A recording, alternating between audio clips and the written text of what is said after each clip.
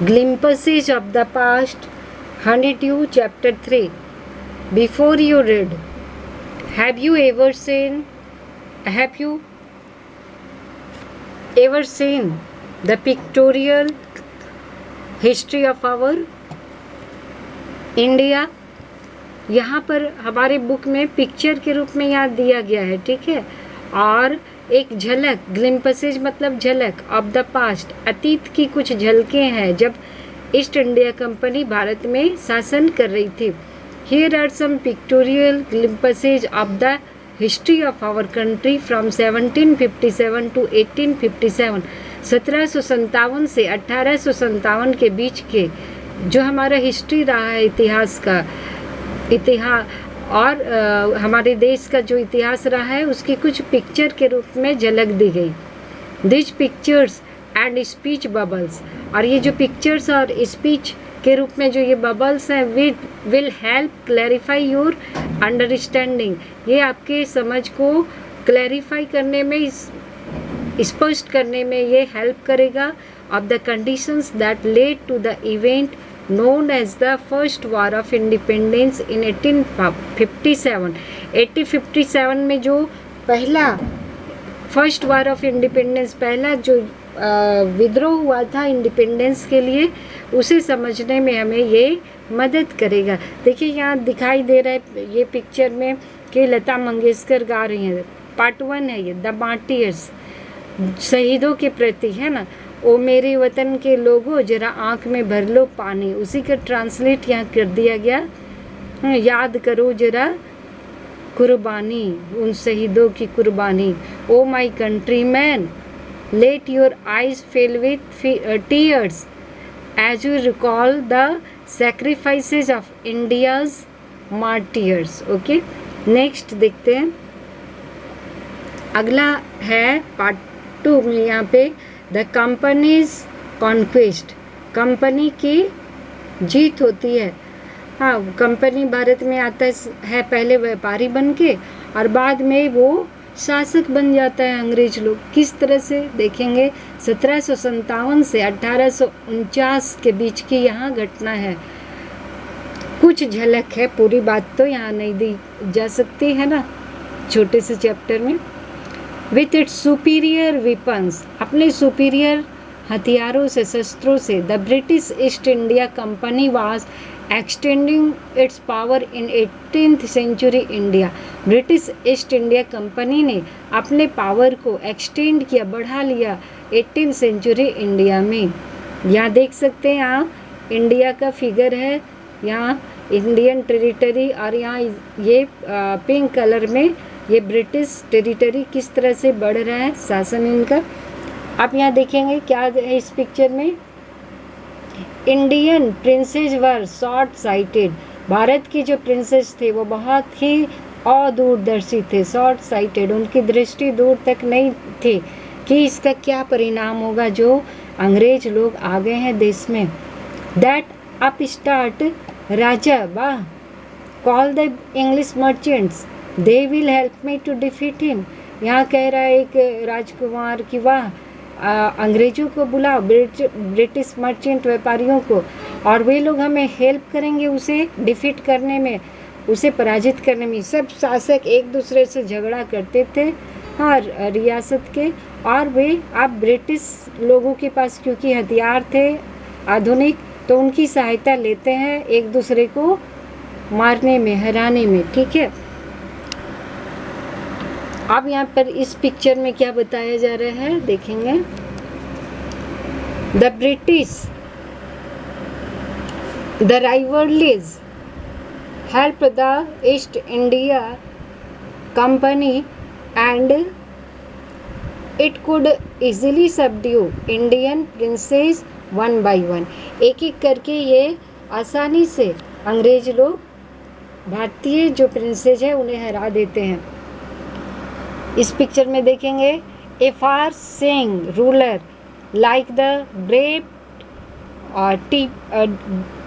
Tipu of Mysore, Mysore के जो राजा थे टीपू सुल्तान, वो क्या करते हैं, fought the British till he died fighting, वो बहुत ही दूरदर्शी थे। वो जान गए थे कि अंग्रेज लोग भारत में आए शासन करने, और वो अंग्रेजों से युद्ध करते हुए वो ही उनकी मृत्यु हो जाती है। अब आगे देखते हैं।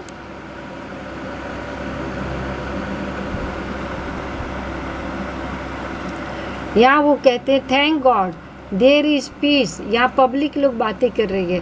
There is peace in the country now, no more wars and no looting by thug. कह रहे एक जनता में बातें हो रही है कि एक कोई कह रहा है कि थैंक गॉड आपको देश में तो शांति हो गई, कोई युद्ध नहीं हो रहा, ना कोई ठग लूट रहा है ना। शांति कैसे हो गई? अंग्रेज लोग पूरा भारत के शासन को ले रहे हैं हथियार है, और आपस में जो लड़ रहे थे राजा लोग, राजकुमार लोग, उन सबको वो हरा देता है।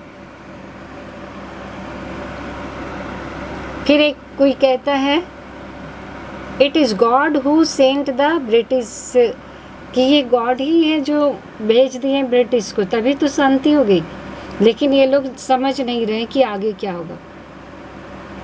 How did Indian react to this conquest? इस कंपनी की जीत पर, अंग्रेजों की जीत पर वो लोग रिएक्ट कर रहे हैं ना, किस तरह से? Our destiny is handle with linked with them, हमारा भाग्य उनसे जुड़ गया, ये लोग कह रहे हैं, है ना। अब यहाँ पे देखते हैं अगले पिक्चर में क्या हो रहा है। The white man has killed और डिथ्रोन्ड आवर किंग्स। एक कोई कहता है पब्लिक की वाइट मैन ने हमारे राजाओं को या तो मार डाला या उसे सिंहासन से हटा दिया, डिथ्रोन कर दिया। आगे फिर ये कह रहे हैं कुछ लोग, सम किंग्स वर नॉट गुड, कुछ किंग्स अच्छे नहीं हैं, but after all they were of this land, लेकिन आखिरकार वो तो इसी भूमि के, हमारे ही देश के हैं। Now we have become slaves of foreigners. एक कोई पब्लिक कह रही है कि अब तो हम लोग फॉरेनर्स के ही स्लेब, उनके गुलाम बन जाएंगे, है ना। फिर अब नंबर 3, यहाँ नंबर 3 में ब्रिटिश रूल 1765 से 1836 के बीच की बातें यहाँ बताई जा रही हैं। क्या कह रहे हैं? Religious leaders preach ideas like untouchability and child marriage. Bharat के जो धार्मिक नेता लोग थे वो लोग चाइल्ड मैरिज, बाल विवाह, अनटचेबिलिटी, अस्पृश्यता, ये सब जो कस्टम है, जो कुप्रथा था उस समय का, इल कस्टम, उसे फैला रहे थे। Anyone who crosses the seas loses his religion. ये भी बता रहे थे कि जो भी विदेश जाएगा वो अपना धर्म खो देगा। बहुत सारी कुरीतियाँ थी उस समय देश में, इसीलिए अंग्रेजों को फ़ायदा मिला ना। यहाँ पाँव जमाने में सब आपस में लड़ रहे थे, कुरीतियाँ फैली हुई थी। All the misery in the world is due to woman. एक कोई कह रहा है कि इस वर्ल्ड में पूरा कष्टों, जो दर्द है, दुख है, इसका कारण क्या है? महिलाएं हैं।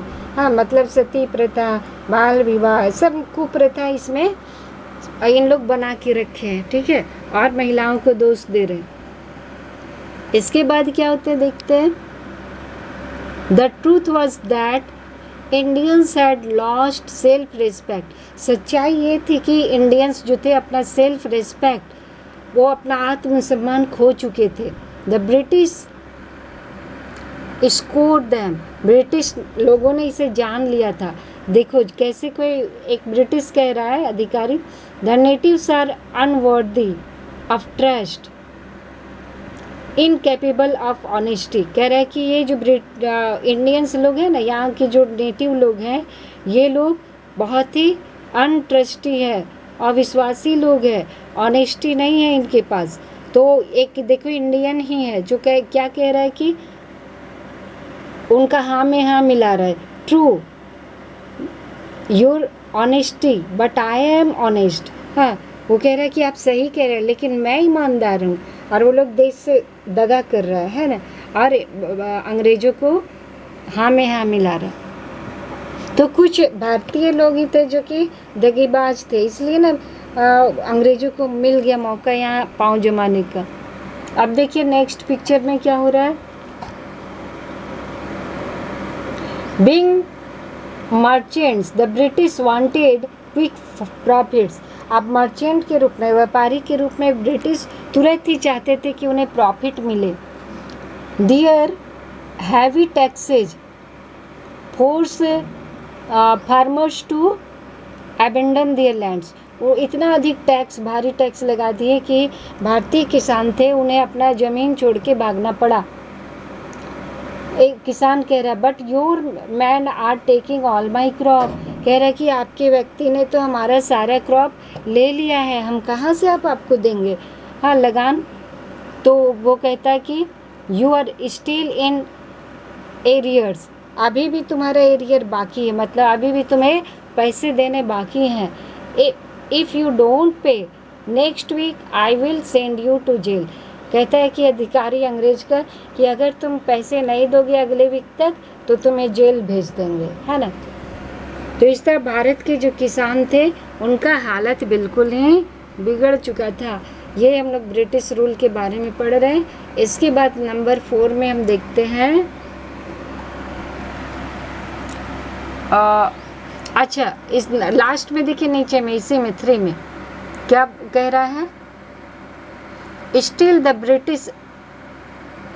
British invented other methods which gave them more profits। वो दूसरा मेथड भी अख्तियार करते हैं, हाँ, जिससे उन्हें और अधिक प्रॉफिट हो। अ ग्रेट आइडिया, वो क्या कहता है कि the goods manufacture in England should not have any import duty when brought into India. वो कहता है वो सामान जो कि भारत इंग्लैंड में भेजा जाएगा उस पर कोई टैक्स नहीं लगेगा, है ना, कोई, और जो इंपोर्ट किया जाएगा, जो इंग्लैंड से आया जाएगा, when brought into India, Bharat में लाया जाएगा तो उस पर भी कोई टैक्स नहीं लगेंगे। जो मैन्युफैक्चर के लिए, हाँ, इंग्लैंड से भारत में आएगा सामान, उस पर टैक्स नहीं, हाँ। तो इस तरह से एक गुड आइडिया, वो लोग अधिक से अधिक भारत से लाभ ले रहे हैं। The east India companies have begin to cripple Indian industries, और भारत की इंडस्ट्री को एक और वो लोग आघात पहुंचा रहे हैं, ना। The British policies ruined the expert artisans and their business. और भारत के जो आर्टिस्ट थे, हाँ, जो हस्तकरघा उद्योग, लघु उद्योग चलाते थे, उनका बिजनेस भी ठप कर देते हैं। भारत से ही कच्चा माल भेजते हैं और भारत में बिना टैक्स के लाके अपना सामान बेच देते हैं और रुपये इंग्लैंड ले जाते हैं, ना, भारत का रुपया। अब 4 में राजा राम मोहन राय, इनका 1772 से 1833 ईस्वी तक की यहाँ बातें बताई जा रही है। क्या कह रहे हैं यहाँ पे, Raja Ram Mohan Roy a learned man from Bengal, Bengal के ये थे, वहाँ के एक बहुत ही लर्निड मतलब विद्वान व्यक्ति थे, और वे understood what was wrong with the country. वो जान गए थे कि देश के साथ क्या बुरा हो रहा है। वो कहते let us not despise ourselves, our ancient culture is great. कहते कि हमारा एंशिएंट कल्चर बहुत ही महान है, हमें कुछ भी पतित नहीं होना चाहिए, है ना, धैर्य नहीं खोना चाहिए। And we are capable of greater achievements, हम लोग ग्रेटर अचीवमेंट करने के योग्य हैं, हम भी अचीव कर सकते हैं। We must first reform our society, पहले हमें अपना सोसाइटी को रिफॉर्म, सुधारना होगा। Superstitions have been ruined us, जो अंधविश्वास है, सुपरस्टिशंस है, वो हमें नष्ट कर रहे हैं। रूइंग मतलब नष्ट करना। He told his wife Uma, वो अपनी वाइफ उमा से कहते हैं, cows are of different colours, जो काउज होती है वो अलग अलग रंग की होती है, but the colours of their milk is the same, लेकिन उनके जो दूध का रंग सेम होता है ना, वाइट कलर का। Different teachers have different opinions, अलग अलग टीचर्स के, गुरु के अलग अलग अपना मत होता है, ओपिनियन होता है। But the essence of every religion is the same, लेकिन प्रत्येक धर्म का जो एसेंस है, सार है, वो एक ही होता है। सभी धर्म कहते हैं ना कि दूसरे को मत ठगो, मत लूटो, ऑनेस्ट बनो, सच बोलो, है ना। सभी का यही है ना, परोपकार करो। कोई कहता है कि लूटो पाटो, हत्या करो, हाँ ये सब गलत धर्म में घुसा देते हैं लोग। तो इस तरह वो समझा रहे अपनी वाइफ को। नेक्स्ट पार्ट में बताया जा रहा है, लेकिन क्या होता है, he was attracted by science and modern knowledge. वो साइंस और मॉडर्न नॉलेज से बहुत ही अट्रैक्टेड, प्रभावित हुए थे, आकर्षित हुए थे। वो कहते हैं knowledge should be practical and scientific, कि नॉलेज को प्रैक्टिकल होना चाहिए, साइंटिफिक होना चाहिए, अंधविश्वास नहीं करना चाहिए, है ना। नेक्स्ट पार्ट में क्या होता है,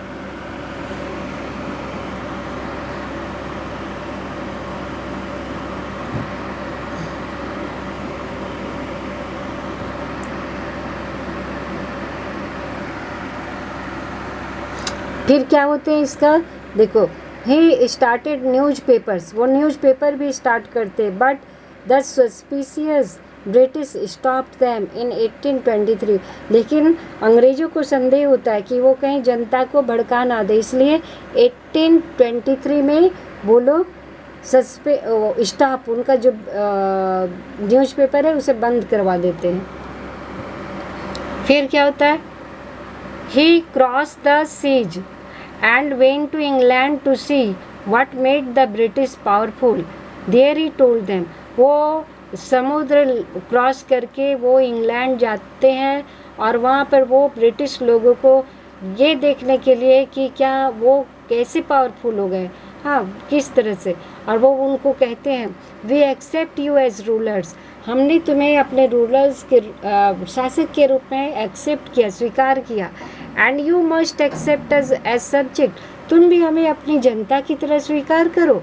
बट यू मस्ट रिमेंबर, लेकिन तुम जरूर याद रखो, द रेस्पॉन्सिबिलिटी अ रूलर ओज टू हिज सब्जेक्ट, एक रूलर जो कि अपने जनता के प्रति उसका जो रिस्पॉन्सिबिलिटी होता है उसे याद रखने चाहिए। इस तरह से लूटपाट नहीं ना करता है कोई भी रूलर, कोई शासक, अपनी ही जनता को अन्याय करना, लूटपाट करना, तो ये गलत बात है। वो वहाँ जाके ब्रिटिश लोगों को समझाते हैं। नेक्स्ट पार्ट, नेक्स्ट है ऑपरेशन, यानी कि दमन।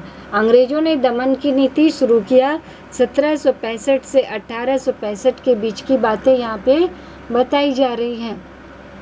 But the British